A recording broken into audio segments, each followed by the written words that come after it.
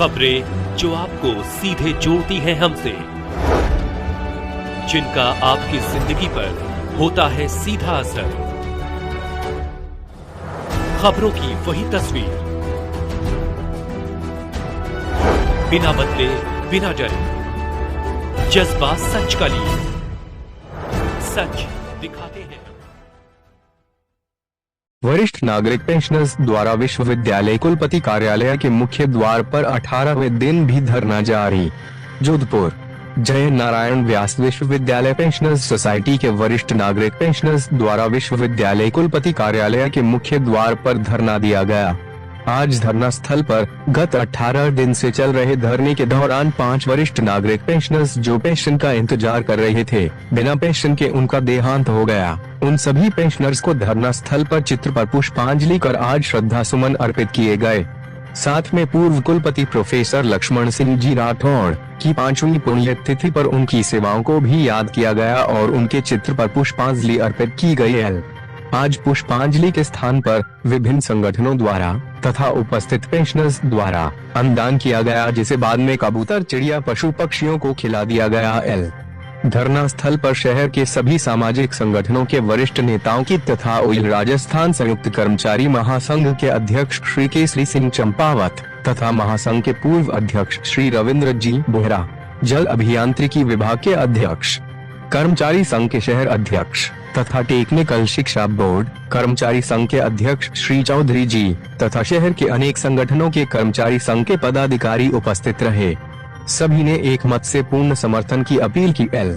जब तक राज्य सरकार पेंशन समस्या का स्थायी समाधान नहीं करेगी, तब तक उनका संघर्ष और समर्थन जारी रहेगा।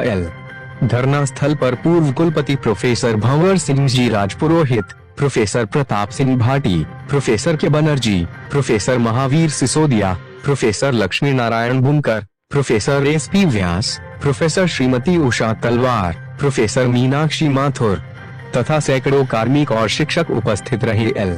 सभी ने अपने पुराने साथी जिनका इस धरने के दौरान देहांत हुआ, उन्हें 2 मिनट का मौन रखकर श्रद्धांजलि अर्पित की गई। इस अवसर पर कर्मचारी नेता रविंद्र जी बोहरा, महासंघ के अध्यक्ष श्री केसर सिंह चंपावत तथा तकनीकी शिक्षा बोर्ड कर्मचारी संघ के अध्यक्ष ने संबोधित किया। आज 18वें दिन भी न राज्य सरकार और न ही विश्वविद्यालय प्रशासन की ओर से कोई राहत की खबर मिली। कुलपति कार्यालय में कोई भी सक्षम अधिकारी उपस्थित नहीं था। इसकी सूचना भी राजभवन भेजी गई है। वरिष्ठ नागरिक मजबूरी में धरना प्रदर्शन कर रहे हैं, भीषण गर्मी का सामना कर रहे हैं। यदि किसी भी कर्मचारी पेंशनर्स के स्वास्थ्य में कोई हानि होगी तो इसके लिए राज्य प्रशासन और विश्वविद्यालय प्रशासन जिम्मेदार होगा। राज्य सरकार को सभी उपस्थित वक्ताओं ने एक ही स्वर में शीघ्र राहत हेतु निवेदन किया तथा शीघ्र पेंशन समस्या के स्थायी समाधान हेतु राज्य सरकार एवं मुख्यमंत्री से प्रार्थना की गई।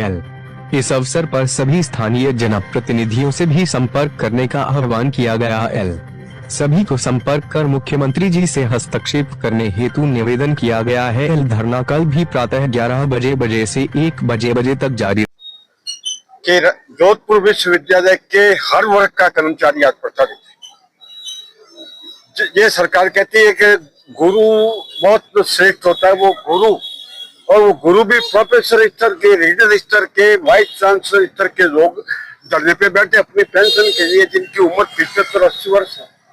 बड़े दुर्भाग्य का विषय है और मैं सरकार से ये मांग करता हूँ कि इनकी पेंशन तेजी से दी जाए जैसे कि अन्य राज्य कर्मचारी को दी जाती है, और नहीं तो इतना भीषण संघर्ष होगा जिसकी ये सरकार कल्पना नहीं कर सकती। जब जब भी कर्मचारी ने अंग्रेजी दी है, जब जब भी कर्मचारी ने करवट बदल दिया, सरकारें बदल दिया, और एक जो चुनौती दे रहा हूँ बजरंगलाल शर्मा को, मैं भी उनकी विचारधारा का व्यक्ति हूँ, इसका तो मुझे बहुत गर्व है, लेकिन हमारी विचारधारा के अनुरूप ये सरकार काम नहीं कर रही है। इतनी अन्याय, इतनी अनीति की पराकाष्ठा आई है। ये बहुत ही लज्जाजनक स्थिति है कि आज वाइस चांसलर, प्रोफेसर, रीडर, महिलाएं, पुरुष, कर्मचारी सब आके धरने पर बैठे, 75, 80 वर्ष के साल के। मेरी भी उम्र 75 साल हो गई, मेरे को बराबर नियमित पेंशन मिल रही है, इनको नहीं मिल रही। ये अनीति और अत्याचार की पराकाष्ठा है, मैं इससे ज्यादा कुछ नहीं कहता हूँ। इतनी लज्जाजनक स्थिति हो नहीं सकती, और ये मैं ये कह रहा हूँ, ये मुख्यमंत्री निर्लज है और ये ब्यूरोक्रेसी इस मुख्यमंत्री पे हावी है। उस ब्यूरोक्रेसी से ऊपर उठ करके इन कर्मचारियों की समस्या का हल करे, नहीं तो बहुत जबरदस्त संघर्ष होगा। और जब भी मुख्यमंत्री जोधपुर आएंगे, काला झंडा लेके सबसे पहले मैं जाऊंगा जी। मैं आपको पिछले 18-19 दिन से पेंशन की मांग को लेकर के हम धरना प्रदर्शन कर रहे हैं और इसी कड़ी में हमने आज का जो कार्यक्रम हमारा रखा, जो दिवंगत आत्मा, जो 5 कर्मचारी विश्वविद्यालय के जो पेंशन की राह में जिनका देहांत हो गया और सरकार को और विश्वविद्यालय प्रशासन को शर्म नहीं आई कि वो समय पर पेंशन दे देते तो शायद उनकी ये कामना पूर्ण होती कि मुझे पेंशन मिली है।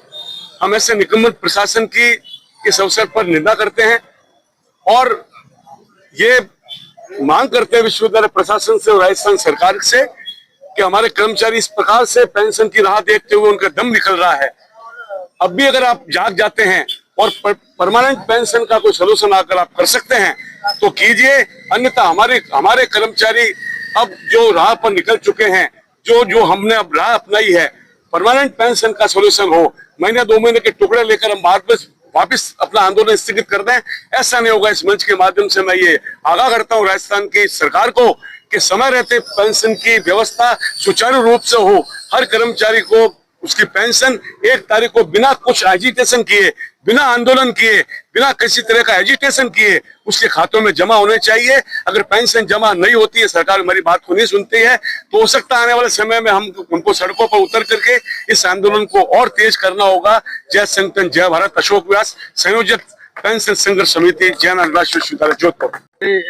ये दुर्भाग्य की बात है कि राजस्थान में प्रोफेसर और वाइस चांसलर अपनी पेंशन के लिए धरने पर बैठे।